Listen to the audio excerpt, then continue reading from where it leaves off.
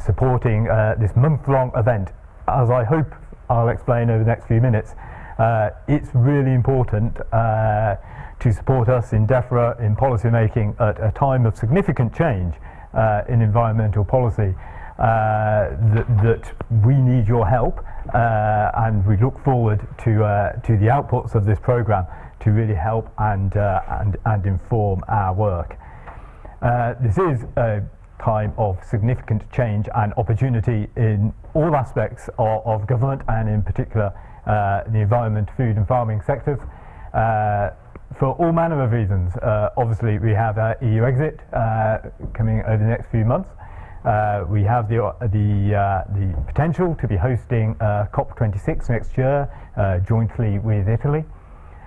We also have a spending review which will dictate government spending plans for the next 3 years, most likely to be held over the next few months, depending on obviously political situation.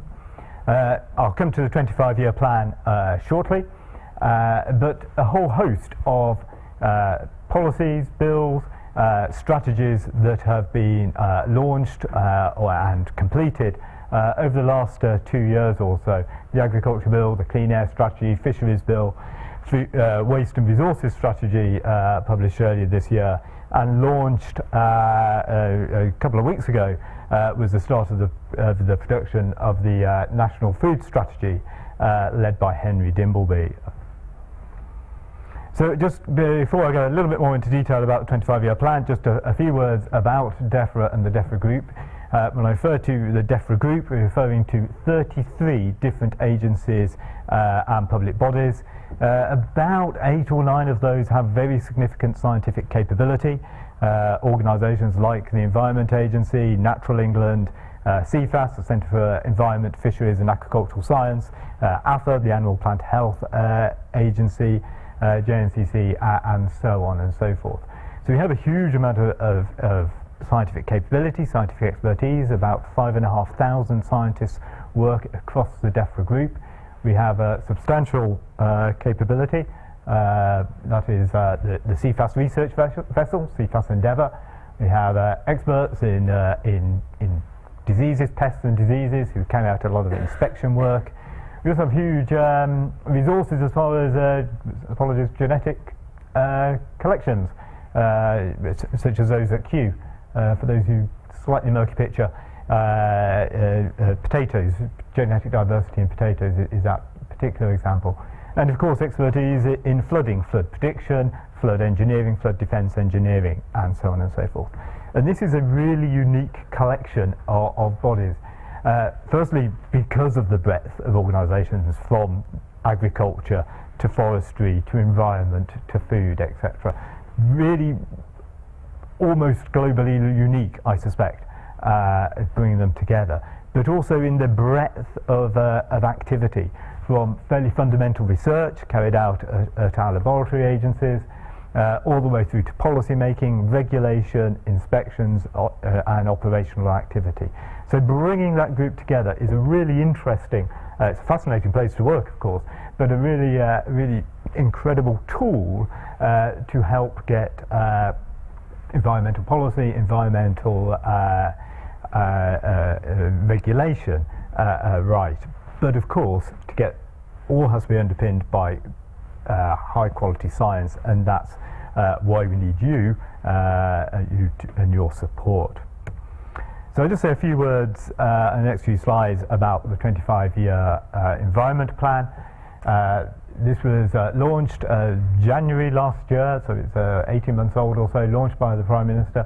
But it took a long journey to get there and to get it right. Working backwards, as it were, from the government manifesto in 2017, where the government pledged to be the first generation to leave the environment in a better state than we inherited it, and pledged to produce the 25-year plan. And then a whole series of reports before that around state of natural capital and natural ecosystem assessments and so on, which really set the basis for the 25-year plan. 25-year plan is based around 10 environmental goals: mitigating and adapting to climate change, clean air, using resources from nature more sustainably, enhancing biosecurity, reduce risk and harm from natural hazards, thriving plants and wildlife, and clean and plentiful water. And I missed one out, enhanced beauty, heritage and engagement with the natural environment. That's a very important one as well. So since the launch of the plan back in January 2018, a huge raft of work has been taken to implement that plan, such as laying the agriculture bill in Parliament, shortly followed by the fisheries bill.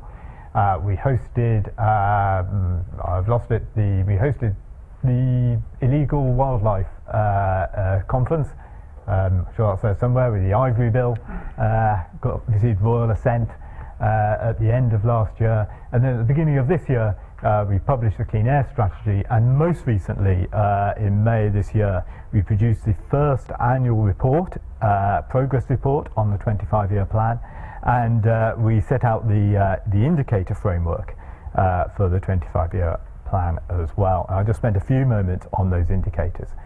The aim of the indicators is to understand how the environment as a whole is changing. They're not targets, but they're indicators, so we can measure how things are changing in the environment. We can measure how we're delivering against our commitments domestically and our international commitments, and essentially to help us inform decision making and promote action, not just within ourselves, but globally, nationally, and of course outside government as well. The indicators, there's 66 indicators in total, arranged into 10 themes and 16, I think, headlines. There are 16 headlines around air, water, seas and estuaries, wildlife, natural resources, resilience to pests and disease, resilience from environmental hazards, natural beauty and engagement, chemicals and noise, resource use and waste, and international as well. And underneath this the structure of indicators, there's a huge amount of detail, ranging from eliminating non-essential plastic use to mercury emissions, through to tree planting, and so on and so forth. There's a huge amount of detail covered in that area, covered in the indicators. So that's sort of the policy context. So what is the science response, as it were? What are the science community within DEFRA doing to support this? And there's a huge range of activity, but specifically for this meeting, I want to talk about the systems research programme. I talked in this room, and many of you were here then, or some of you were here then, back in, I think it was September or October, where we were just sort of launching this programme. We're just sort of starting its thinking. Since then, so this is an update, and since then we are now have a full team appointed, swinging into action, as it were, and various members of the team are dotted around today, which is fantastic. Formally launched, the program's formally launched in May, 2 months ago today, actually 3rd of May, and you've got some more details on the DEFRA website here. But much of the team has been in place since around the turn of the year. And why are we starting a new programme on systems and systems thinking? Well, hopefully this is fairly obvious to you in this room, but clearly the environment is full of linkages. What takes place in one part of the environment inevitably impacts other parts. What happens in the city affects what happens in the countryside, and what happens in the countryside, of course, affects what happens in the city. We know with the multiple different indicators that we have to measure the environment, to measure environmental quality, inevitably in some areas there will be trade-offs. So we need to understand those, we need to quantify those to help improve decision making. We need to understand where a good intervention in one area to support one particular indicator or policy may have unintended consequences for another indicator. The systems approach will help us deal with this. Obviously, location is incredibly important, or place is important. What works, say, inland here, in the middle of the country, may not work quite so well on the south coast, for example. And of course what might work well immediately may have different consequences over a period of time. So understanding temporal impacts are important. But this isn't just a biophysical program. We know that just as importantly impacting on all of the indicators, all of the measures of the environment is people's behaviour, social and economic behaviour. And for example, how much we change in diets is chocolate chip cookies, very good chocolate chip cookies produced using crickets and protein, insect protein. And of course produced in a tin, or marketed in a tin rather than plastic, of course. So how people's behaviours, choices change will impact obviously on how we perceive the environment, how we work in the environment, and of course how we measure environmental outcomes. So we put in place this systems research program really to develop the new opportunities that are there to inform policy and strategic thinking with new scientific methods. To work at pace is really important. As I said, policy, strategy within government is moving at a phenomenal rate at this time. The science, we need to provide the scientific advice that is not only robust, accurate, and helpful, but it has to be delivered at the right time as well, and that's a key part of this program. We need to build capability for new, really radical policies where they may be required to achieve outcomes. We need to work in a multidisciplinary way. That's great. This is the second time this year I've spoken at a maths institute talking about the environment. So we're already working in a multidisciplinary way, but we need to continue to do that and work very closely with all scientific disciplines. And we need to link the ongoing policy work, and what systems can do is to link short-term policy work into long-term strategic thinking, and that's important. Just briefly on program structure, I know anybody else's organogram is not very interesting to people's presentations, but there's just one or two things that are probably worth drawing to your attention here. First of all, just the program structure is structured around 5 themes: land use, air quality, marine, waste and resources, and food. Essentially this divides, if you like, between three environmental systems and then 2 sort of socio-economic systems slightly separately. But equally or really important, and just as important as this, is the central design and coordination role. Obviously in systems thinking, and we have debates whether it ought to be systems or system thinking, because it is all one system, it is all linked, and therefore that role to coordinate these, to ensure that we're not just creating 5 separate silos, which would be counterproductive and counterintuitive to what we're actually achieving. The other part that I just want to mention on this slide is that this is a very different way of working within DEFRA. The names of the team, all of whom have joined us more or less since around Christmas time, the first names in each of these circles are working for DEFRA, with DEFRA, 2 or 3 days a week, and the rest, and they're continuing their main job in university roles, academic roles, for the rest of their time. So it's essentially we have a team, a mixed team, a fully integrated team of university researchers working, as I say, part-time, approximately half-time within DEFRA, working alongside day in, day out with DEFRA scientists as well. So it's a new way of working. This in itself is a bit of an experiment within DEFRA, and well, we hope it'll work well. It's about creating the porous boundary between our scientists and academia, which I think is so important to move forward. So just raise that to you here, and 2 of those people, Pam and Tom, I think are here today. Yes, Pam is waving, Tom is waving, excellent. Welcome both. So the objectives of the programme, perhaps somewhat obviously from my position, are to inform policy. But the co-development with policy teams is critically important as well. We work very, very closely with all our policy teams. Either focused on specific issues that are raised to the top of the list in particular policy areas, or doing more exploratory analyses about discovering opportunities and new risks. The other objective is to develop capability. We've put together quite a big team in the last few months, which is excellent, but clearly that team is not big enough to do all the systems thinking right across DEFRA's remit.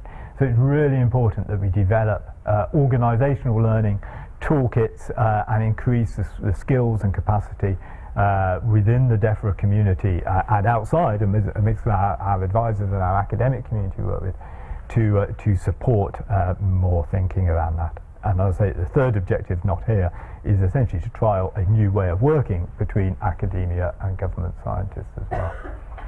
So what are the outcomes we're looking for?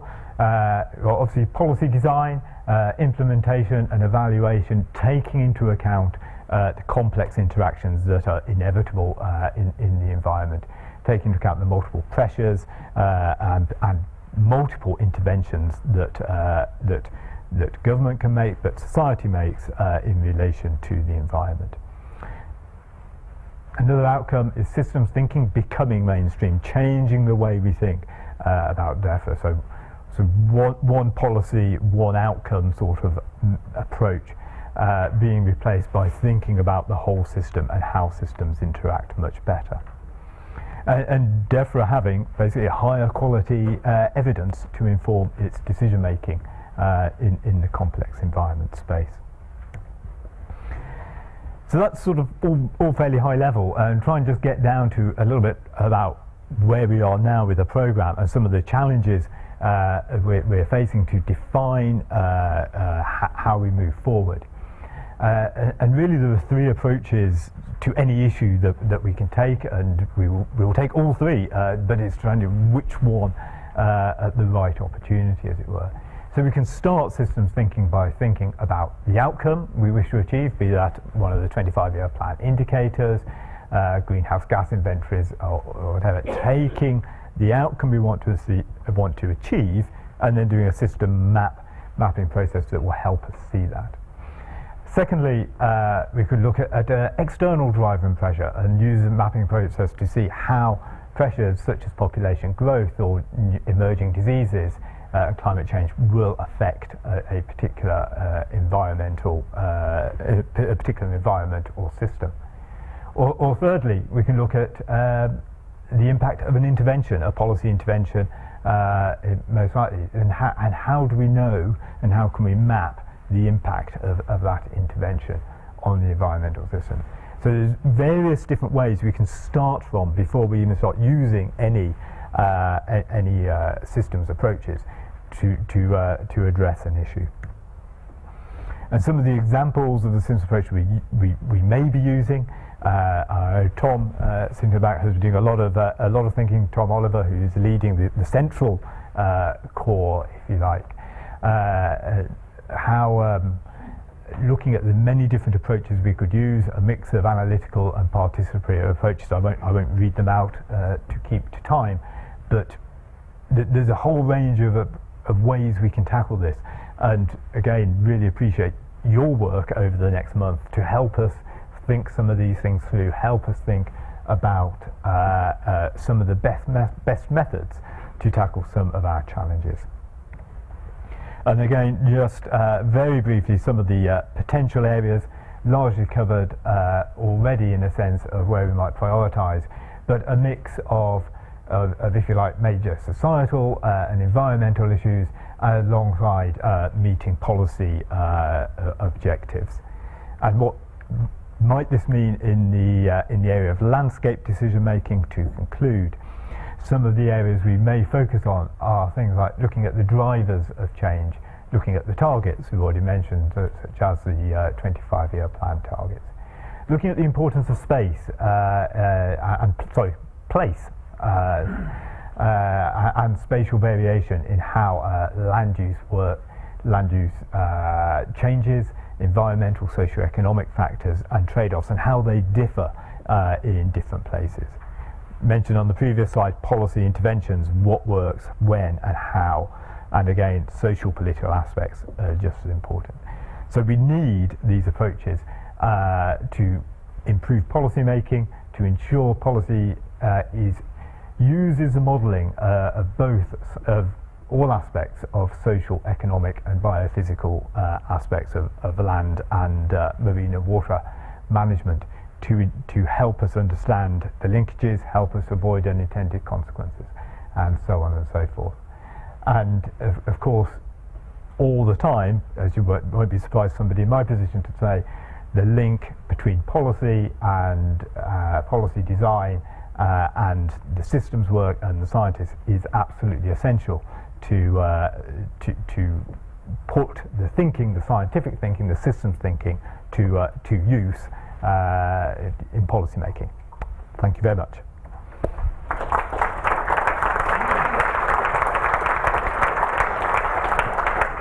Do you have time for questions? Thank you very much, Iain. Does anyone, we've got time for a couple of quick questions. Yes? Hi. Martin Barnes, University of Warwick. That was really interesting. I was interested to notice that under your indicators, your themes and headlines, there was nothing at all about food or food security, and yet later on it came in the sort of like the flower diagram thing. Yes. With some people allocated to that, and you mentioned the food strategy. Could you just clarify for me where food security kind of fits in with the overarching? So the food production certainly fits in as far as the agriculture side is concerned, so that is all fully integrated into the 25-year plan thinking. And of course the agriculture bill, which sort of stems from the 25-year plan, if you see it like that, is where that fits in. And then following on from that, as I said, we have the food security, which has just been, national food strategy, which has just been launched. The work for that has just been launched, not the publication, as it were, to take forward the rest of that work more broadly. Yes? Guys, University of Leeds. So, I mean, science takes time to do. And you showed a big list of things that you could get use help. But can you? Is there anything that we can tell about what are the windows of opportunity? Because in some things like the spending review, we can't do anything. Where do you see the biggest benefit? Yeah. Happy to have a much longer conversation about that because it is one of the biggest challenges the team has had. Is working with policy colleagues to do a mix of defining the biggest challenges that are going to have the biggest impact in short and near term, whilst maintaining, if you like, a strategic view on some of the really big questions like net zero carbon, for example.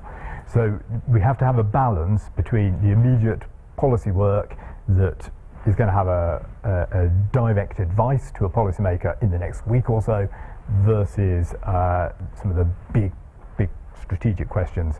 And in each of the 5 areas, we are now developing a prioritised list which covers both of those 2 scenarios. The challenge for what is still a relatively small team is to say, well, if you're doing this as a systems approach, if we take priority, say, in the highest policy priority in one of those circles, say land use, for example, well, actually, the whole point of this is it's going to have an impact on air quality, it's going to have an impact on marine, and therefore not swamping the team with the whole interconnectedness of the system approach.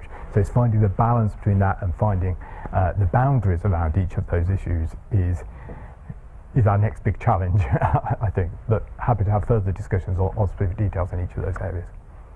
Just one last question. Jaburi Ghazul, University of Edinburgh. Iain, you presented a lot of information about what DEFRA is doing at the UK and national level, but DEFRA's responsibilities are mostly devolved in Scotland. Yep. So to what extent is what you were talking about reflective of what's happening north of the border as well as south of the border?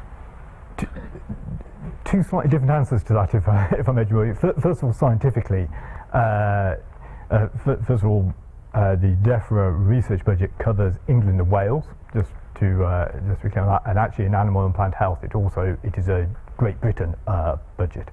But scientifically, we work across the UK wherever appropriate, because the challenges we have are similar.